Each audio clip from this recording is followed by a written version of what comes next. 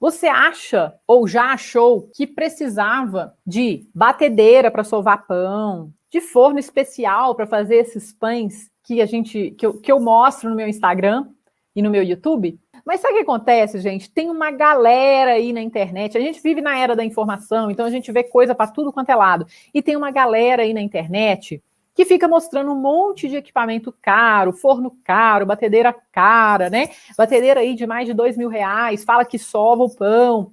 E aí a gente vê, né? A gente nunca fez o pão, fala, nossa, para eu conseguir fazer um pão igual a esse aí, eu vou ter que sovar, eu vou ter que ter uma batedeira dessa, senão eu não vou conseguir fazer, né? Isso, assim, é por quê? Porque a gente está começando.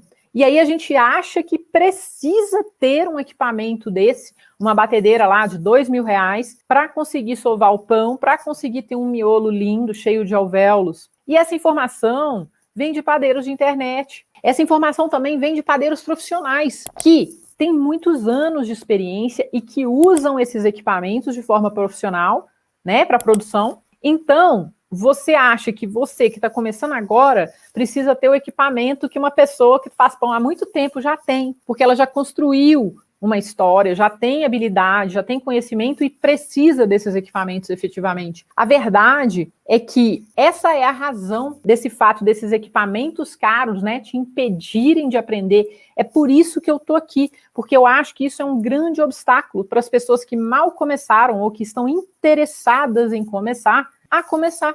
Porque você fala, para eu fazer pão eu tenho que comprar batedeira, para eu fazer pão eu tenho que comprar um forno especial. Aí você desiste, porque ninguém merece, você não sabe nem se você vai conseguir fazer o pão, vai gostar, né? Então vai investir um monte de equipamento caro? Não, mas eu queria te falar, se você acha isso, você já pode ficar tranquilo. Essa que é a ideia. Por quê? Porque isso aconteceu comigo. Eu achava que eu tinha que ter forno profissional quando eu comecei, porque eu sou muito assim, eu sou bem certinha, bem determinada, né? Então eu ficava olhando, antes de eu adquirir conhecimento de verdade, eu ficava olhando e falava, ó, aquela pessoa tem aquele forno, olha, ela tem aquela batedeira, eu também tenho que ter. Aí eu via uma pessoa usando um cortador nos Estados Unidos, né? Eu via cortadores de pão, aí eu falava, eu tenho que ter aquele cortador, só que o cortador lá nos Estados Unidos custa $50, imagina quanto custa um cortador de pão, um risca-pão de $50 aqui no Brasil hoje. Faz as contas. Aí eu achava que era por causa do risca-pão. Aí eu achava que eu tinha que ter farinha importada.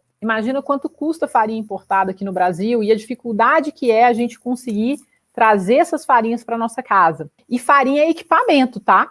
Você vai falar, mas farinha é ingrediente. Ingrediente é equipamento. A farinha, quando você conhece a farinha que você faz pão, você considera essa farinha como um equipamento. Hoje eu estava fazendo aqui 2 tipos de pães diferentes, com farinhas totalmente diferentes, as massas são completamente diferentes. Farinha é equipamento, tá bom? Então, eu achava que eu tinha que ter cortador caro de $50, achava que tinha que ter farinha importada, eu achava que tinha que ter baneton, aquele cesto cheio de anelzinho, que faz o pão ficar todo marcadinho, cheio de anel. Só que um cesto desse aqui no Brasil também é muito caro para fermentar o pão. Eu achava que eu tinha que ter batedeira, eu achava que eu tinha que ter maceira, que é a batedeira grande, né, de misturar massa de pão.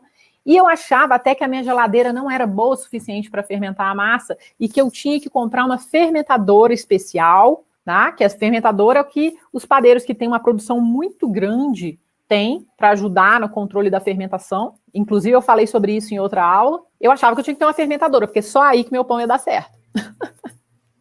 Sabe por quê? Porque eu não entendia nada sobre o que realmente fazia um bom pão. E por um bom tempo, eu achava que a culpa era dos equipamentos que eu não tinha. E aí, eu falei, olha, eu tenho uma KitchenAid, porque eu ganhei uma KitchenAid do meu marido quando a gente tinha 20 anos, quando eu morava nos Estados Unidos. Foi o primeiro presente que ele me deu, foi o presente mais legal que ele me deu até hoje. Eu estava em casa, a gente não tinha dinheiro para nada. E aí um dia ele me ligou, foi no ano 2000. Ele me ligou e aí ele falou assim, qual a cor da KitchenAid que você quer? Aí eu falei, cor da KitchenAid, o quê? Aí ele falou assim, qual cor da KitchenAid que você quer? Aí eu falei assim, você tá doido? KitchenAid é muito cara, não pode... Ele, me fala qual cor você quer, porque se você não me falar, eu vou comprar a cor que eu quiser. Aí eu falei, preta, preta, preta. Aí eu ganhei uma KitchenAid preta no ano 2000.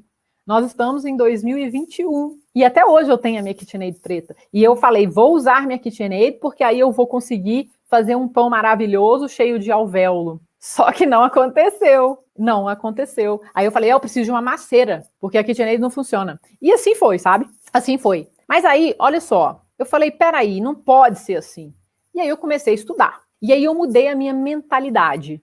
Eu mudei a minha forma de pensar. Aprendi a pensar pão, que é o que eu ensino nos meus alunos do meu curso Love Bakes. É o que eu estou ensinando você. Eu aprendi a pensar pão. Criei um método de fazer o pão que tem a ver com a minha forma de pensar. Comecei a me capacitar, ao invés de ficar procurando equipamento milagroso. E foi aí que eu comecei a aprender realmente a fazer pão. Eu viajei para fora do Brasil, estudei com os maiores padeiros do mundo e vi que eles não precisavam de muita coisa para fazer pães belíssimos e deliciosos. Precisavam de poucas coisas. E que o equipamento mais importante que eles tinham era o conhecimento, muito conhecimento. O resto era improvisado. Muitas vezes, nos treinamentos que eu já fiz, nas imersões que eu já fiz, aconteciam coisas que a gente tinha que improvisar.